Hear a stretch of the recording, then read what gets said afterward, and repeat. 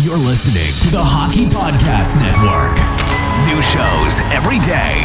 Find us at thehockeypodcastnetwork.com or wherever you get your podcasts from.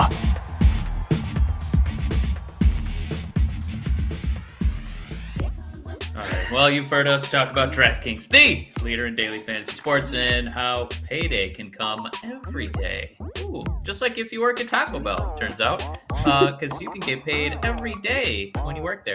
Anyway, this is not a Taco Bell plug, though it should be. Under the DraftKings contest with huge cash prizes up for grabs. Making a lineup on DraftKings has excitement every night. And who wouldn't want more excitement? I would put some pretty good money on Giannis dominating again at home tonight for the Bucks. Well, actually, we're in the future. So hopefully last night you put some money on Giannis dominating the Bucks and are celebrating with a big pot of gold this morning. Anyway, draft your lineup. Feel the sweat like never before. Every moment means more with the DraftKings lineup on the line. DraftKings has paid out over $7 billion to users across all sports. DraftKings is the leader in daily fantasy sports, so there's no better place to get in on all the action. Now that you know how to play, download the DraftKings app and sign up using promo code THPN. New users will get a free entry with their first deposit. That's code THPN to get a free entry with your first deposit. Only at DraftKings. Minimum $5 deposit required. Eligibility restrictions apply. See DraftKings.com for details.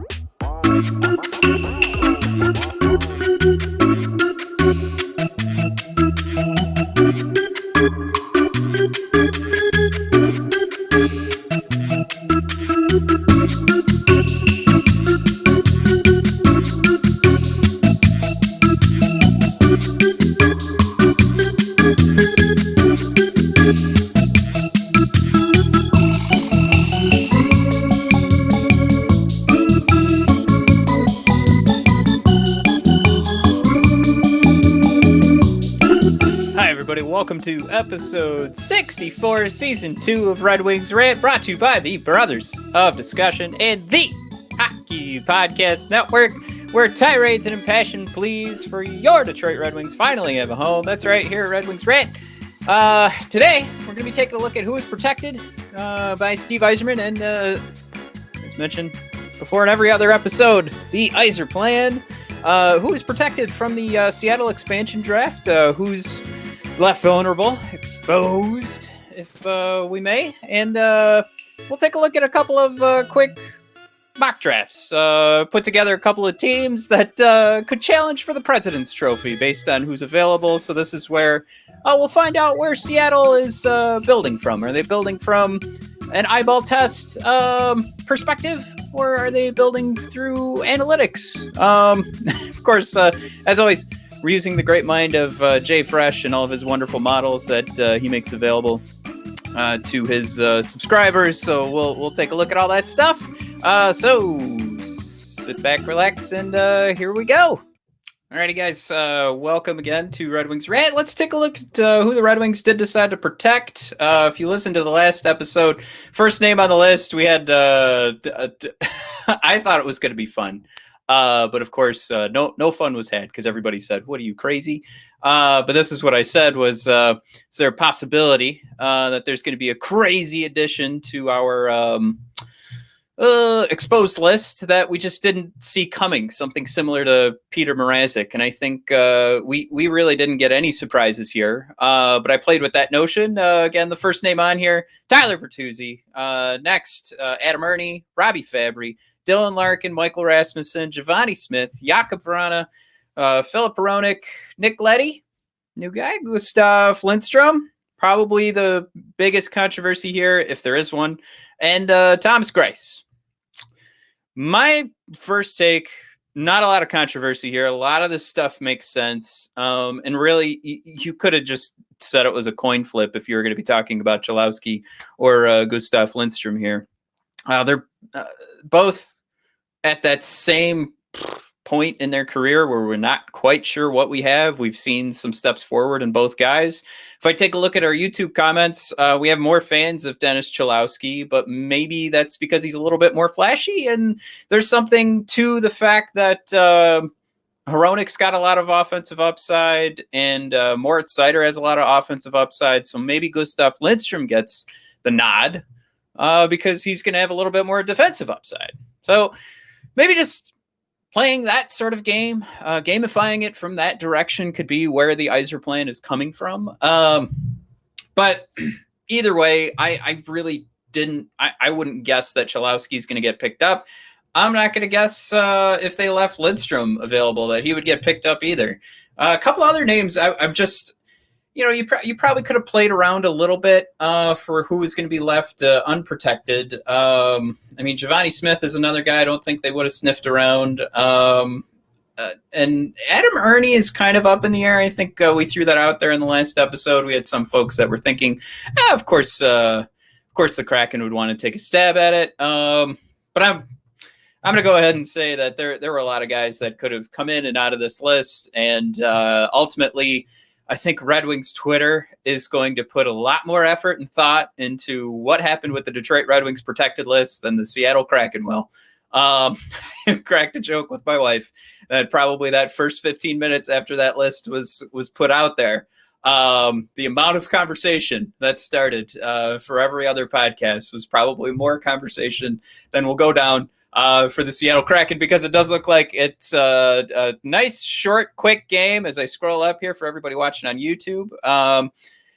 It's a long list of who's available. It's the same thing for every team. So let's just roll through this. Riley Barber, Kyle Crisculo, Turner Elson, Valtteri Filppula, Sam Gagner, Luke Glendening, Darren Helm, Taro Hirose, Vladislav Namestnikov, Franz Nielsen, Bobby Ryan, Evgeny Svechnikov, Dominic Turgeon, Hayden Verbeek, Alex Biega, Dennis Cholowski, Danny DeKeyser, Christian Juice, Joe Hicketts, Dylan McElrath, Mark Stahl, Troy Stecher, Jonathan Bernier, Kevin Boyle, Caden Fulcher, and Calvin Pickard. So, long and short of it, again, everybody kind of already pegged it. You're going to see in my couple of mock drafts is going to stay pretty static. It's Troy Stecher. That seems to be the big pick here. And whether or not you want to have the conversation that Troy was going to make a huge impact here in Detroit, or if you think he's going to make a massive impact in Seattle, analytically, you could make that argument. Eyeball test-wise, he really wasn't counted on to be the game changer for Detroit. We saw, Philip Hronek getting 30 minutes a night, and that doesn't happen if you have a nice, solid balance on your defensive core. This is just me being completely honest. And one episode removed for me having a whole episode based on us trying to keep Troy Stecher. So obviously I'm a fan of Stecher, just trying to find some balance in that conversation so you're not having to listen to me 2 episodes in a row, just telling you how much I love the guy and how much I'm going to miss him. But I guess at this point it's reality setting in, and it could still go the Vladislav Namestnikov way. It could go the Cholowski way, but I don't expect a lot of surprises, and there's probably going to be the conversation of especially if we're going to see a Seattle Kraken expansion draft that's based quite a bit on analytics. You're going to want to see a contract like Stecher give some flexibility to what the Kraken can do. We know the cat can play. We know he's going to be solid.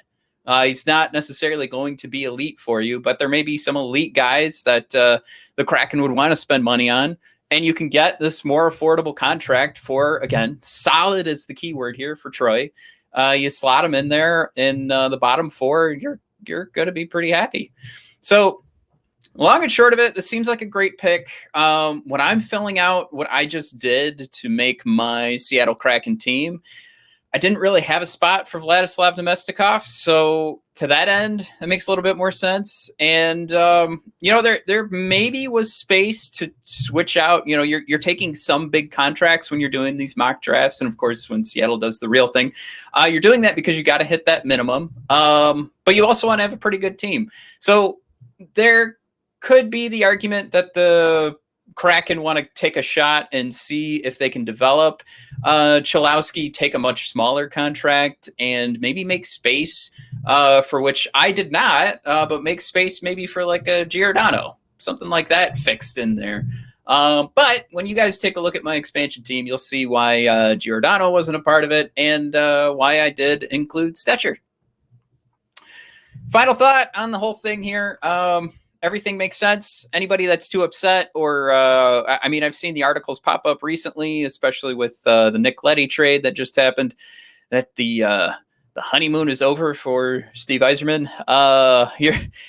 That's fine if you want to say the honeymoon's over, but if you think that's the best reaction to this draft or the Nick Leddy trade, you're off your rocker. I mean, the Nick Leddy trade makes sense for Detroit, and it's not something that I think you were going to see a trade that was going to blow your socks off in regards to filling out this defensive core. Interviews with Nick Leddy recently pretty much detailed the long and short of it. He's a veteran guy that's going to bring some, I don't know if you want to say leadership, but at least he's going to be able to guide these kids. And even in the interviews, that's what he's ready to do and he's prepared to do. And he's got one of the most exciting defensive prospects probably going to be his line mate, the way everybody seems to be creating these lineups. And more at Seider. So he's going to have some fun. He's probably going to put up some good numbers if Seider does exactly what we've seen and what we're predicting and hoping. So fun there. I guess the only thing you get disappointed about is that second round pick heading out the door. But, you know, the long and short of it, the likelihood statistically of a second round pick becoming an NHLer is not that great. So you're basically giving up, it's a roll of the dice that you just gave up on. And, when you're playing Dungeons and Dragons and you get all upset about losing your die roll, it's because you haven't strategized properly. So if there's anybody that we've looked at and, he just helped build a team that won 2 Stanley Cups in a row. And if there's anybody who's really shown you that there's a lot of strategy going into what he's doing, and especially the word flexibility coming into play, it's Steve Yzerman and the Yzer plan. So there's strategy that went into this. I'm not going to I don't want to play that game of are we holding him accountable or not with this. I think everybody's just looking into this trade way too much. This is one that's going to fill out the roster. And hey, I mentioned it on Twitter, maybe more jokingly than I mean. I'm probably going to use it a little bit more in a serious tone here. But hey, he plays a season with Moritz Seider. I think we can all agree it's not going to hurt Seider in any way. There's a chance that his numbers are going to go up. And if this is another guy on the team that last year we played every free agent we signed, that's a guy we can trade at the deadline. It's another guy we can trade at the deadline that's got some veteran leadership, that's tagged to his chest or however you want to put that. And he's got that possibility to kind of show what he can do with a younger cat like Seider and one that, I don't know, we're all giddy about. So maybe those numbers are going to take a little bit of a jump. Boom, there you go. Get your second round pick back. But for now, you've pushed it out in a year that you were the team with the most draft picks. You can afford to give one up. You've got quite a bit of rolls of the dice, like I mentioned. So there you go. You filled out your roster with your second round pick instead of drafting a guy that might never make it. So I'm not hurt by it. I think it's a fine move. It's not an amazing move. And I think we have amazing moves to come down the road, but they're, as we've talked about in past episodes, not going to happen until this team's ready to win. So there's my thoughts on the Nick Leddy trade. There's my thoughts on the expansion protections and expose those who are exposed. Let's jump into final segment here. A couple of mock drafts I put together. I kind of got juices flowing once I got a little excited reading this tweet here from Ryan S. Clark from The Athletic. But he goes through the list of the guys that are available. And immediately I was like, wow, either it's going to be really fun to do mock drafts or it's going to be an incredibly difficult time playing the Seattle Kraken in NHL 22 once that comes out. But, just look at this list. If you guys are watching on YouTube, clearly you can see it.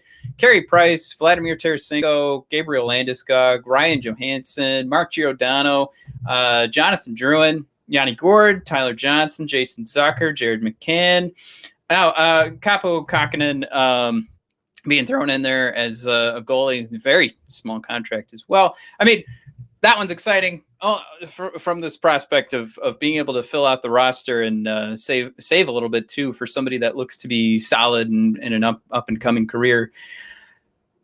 But you jump in here and look at these names, and it's like, good gravy. I thought the NHL was saying that they were trying to fix certain things that made things, a little easy for the Vegas Golden Knights to jump right in there, but and build a team that went straight to the Stanley Cup Finals. But what I just decided to do, based off of seeing this, was see what I could do building a couple of teams, and I've got two options here. They're going to end up being very similar if you guys are watching this on YouTube. But basically, can we get close to a President's Trophy? And this first go was based off of something I saw somebody put together through Jay Fresh's model that if you're a Patreon member, you can subscribe. Give Jay Fresh some money. He's a smart cat. He'd like it. But you could play these games. You can put together these roster builders. And what I've got put together here, Andreas Johnson from New Jersey seems to be the consensus pick from everybody putting together a mock draft. Goes on my first line with Max Domi and Jordan Eberle, James Van Riemsdyk, Yanni Gourde, Vladimir Tarasenko make out line number 2, if you can believe it. And this is an affordable team, by the way. Paul Biron from Montreal, Jared McCann and Jonas Donskoy coming over.